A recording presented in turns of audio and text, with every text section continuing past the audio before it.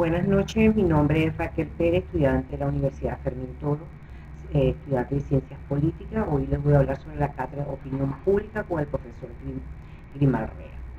Hoy vamos a analizar el desarrollo de la opinión pública en la realidad venezolana. Validación de firmas de los partidos políticos.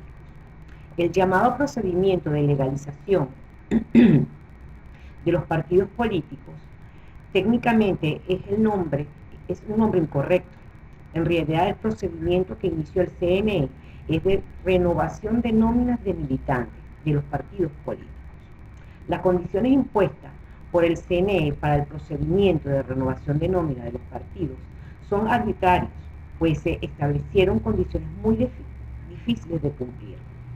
Esa exigencia es inconstitucional, ya que responde a una desviación de poder, pues este trámite no es más que una excusa para suspender indefinidamente el derecho al sufragio y la participación política en Venezuela. Los partidos políticos deben renovar sus nóminas, pues así lo decidió la Sala Constitucional en su sentencia número 01-2016.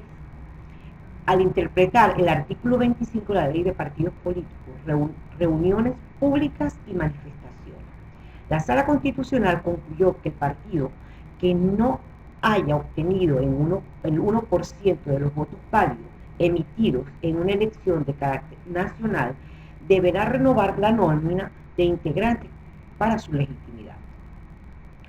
Esta interpretación de la Sala Constitucional no fue casual.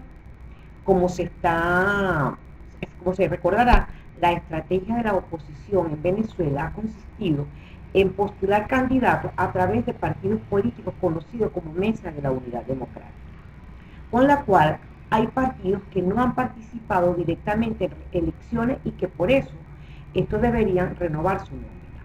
En algunos casos, como se ha observado, el polo patriótico del oficialismo, que algunos partidos se reunieron en estos grupos o no obtuvieron el 1% en esas elecciones. Con esta sentencia, la Sala Constitucional puso en duda la legitimidad de todos los partidos políticos que dejaron de participar en la elección presidencial del 2013 y en las elecciones parlamentarias del 2015, o las organizaciones, como lo dije anteriormente, que participaron en este proceso y no lograron obtener más del 1% del total de los votos en el tipo lista emitido en ambos procesos. La Sala Constitucional hizo una interpretación fuera de contexto de la ley que no tomó en cuenta la interpretación más favorable al derecho de participación ciudadana en asuntos políticos. En efecto, como observó la Sala Constitucional, el citado artículo 25 de la ley debe interpretarse a partir del concepto de partidos políticos definido en el artículo 2 de esa ley, según el cual el partido es una agrupación de carácter permanente.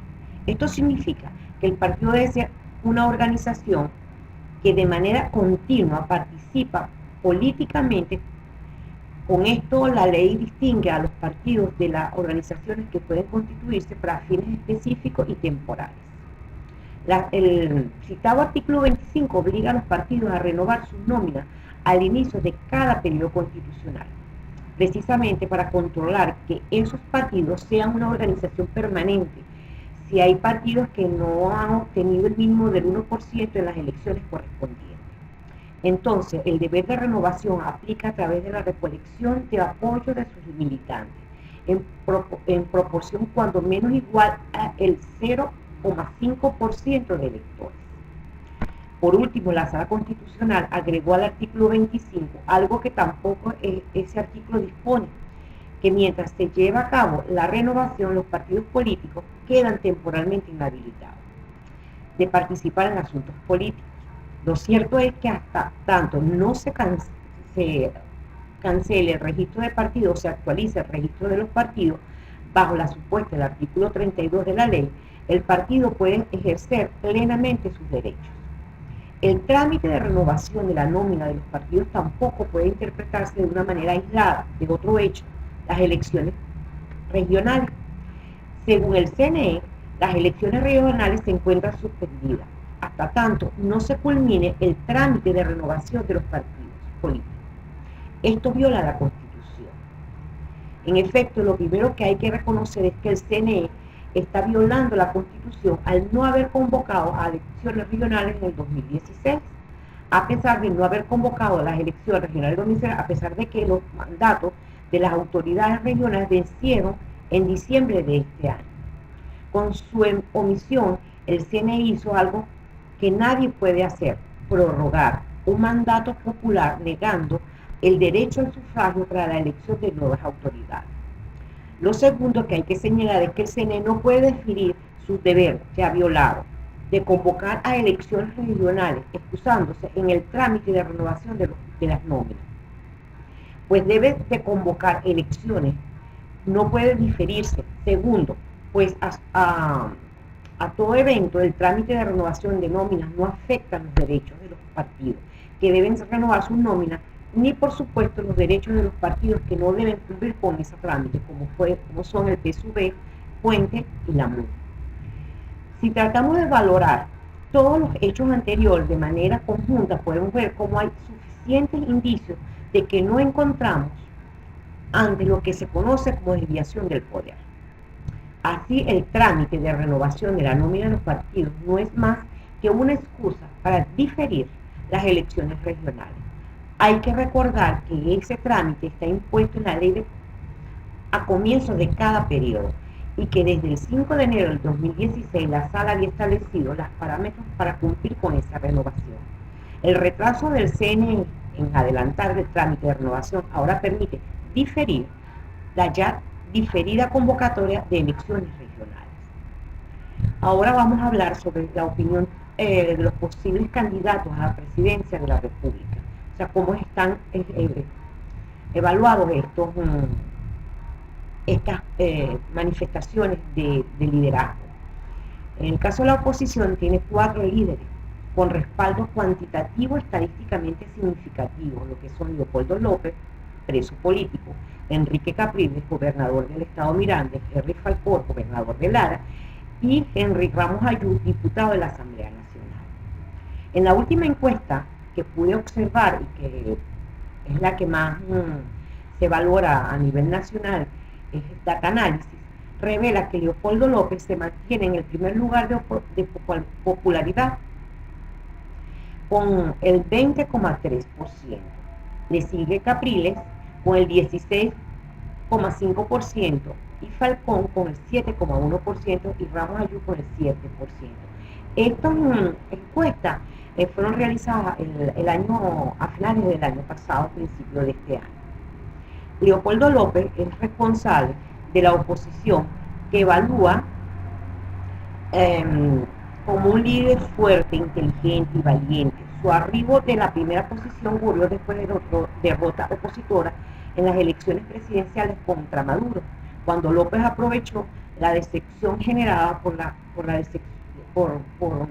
todo lo ocurrido de Capriles en esa elección, de denunciar un fraude electoral, pero no defender el triunfo, combinación que López aprovechó para defender la fuerza de la mayoría. Luego se sumó el sentimiento de solidaridad que recibió a ser apresado y convertirse en el más emblemático preso político del país, pero su posición está estancada en la cárcel, y con la sentencia que le acaba de ratificar el Tribunal Supremo de Justicia, se hace más difícil de que él pueda estar en una contienda política posible.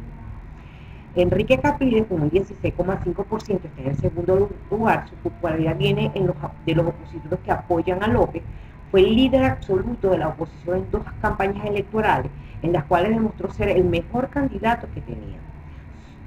Su mejora comunicacional fue notable, su contacto cara a cara cubrió las debilidades como orador de masa y fue capaz de generar esperanzas de triunfo que motivaron a sus seguidores.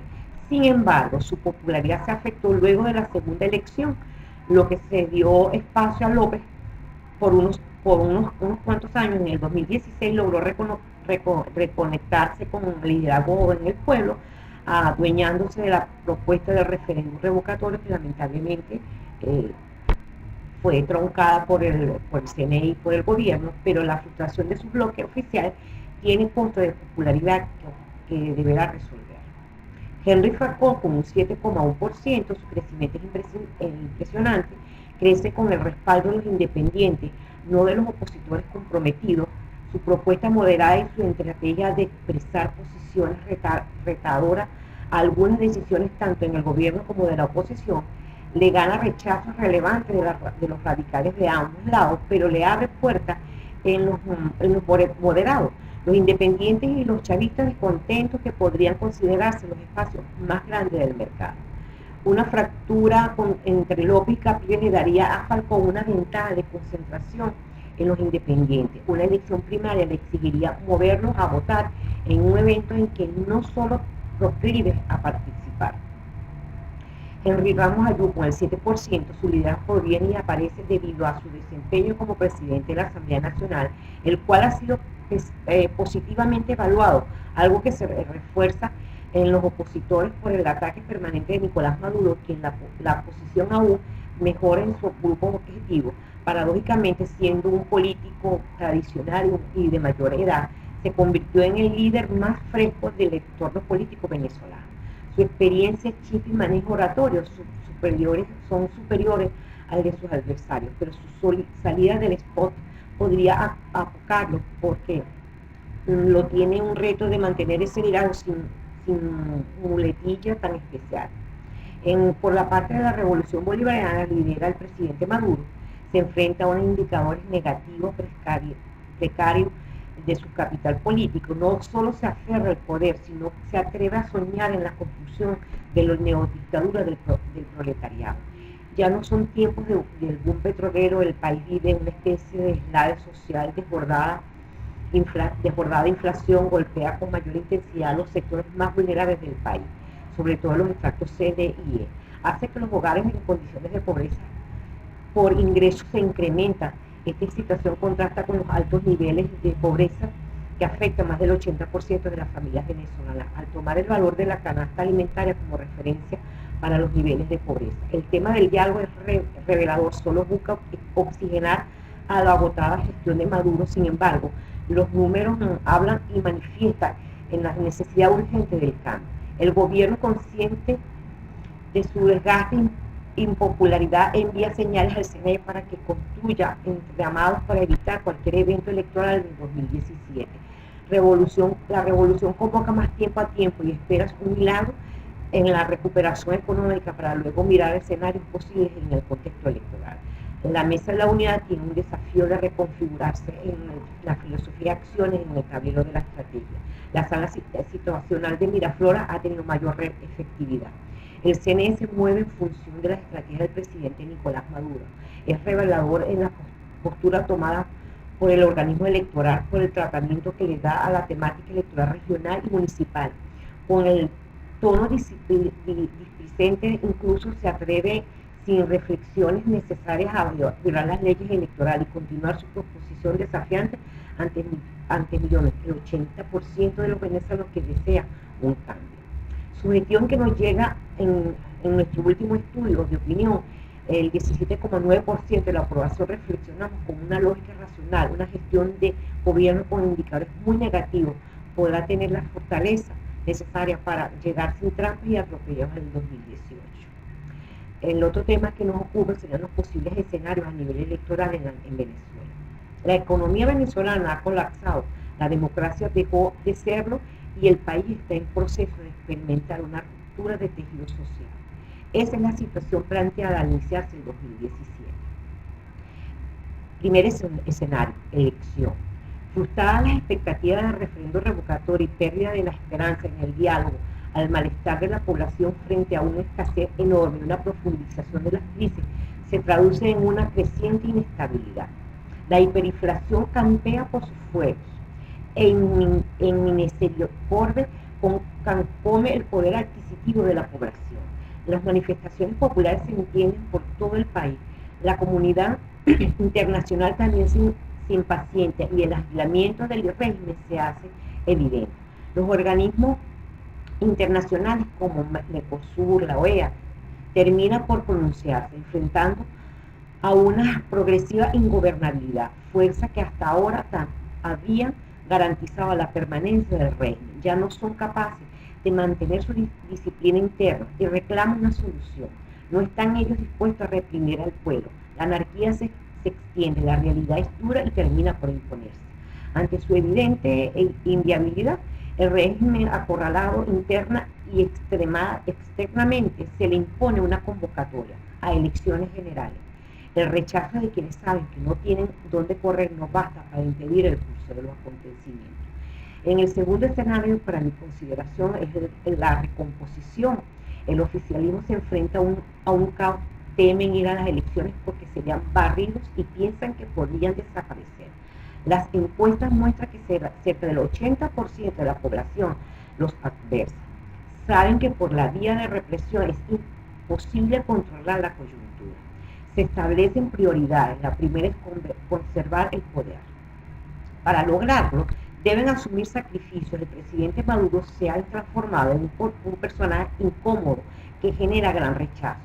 Su salida después del 10 de enero permitirá al vicepresidente concluir el periodo presidencial y con todo el problema que no hemos visto, ¿verdad?, del vicepresidente de la República.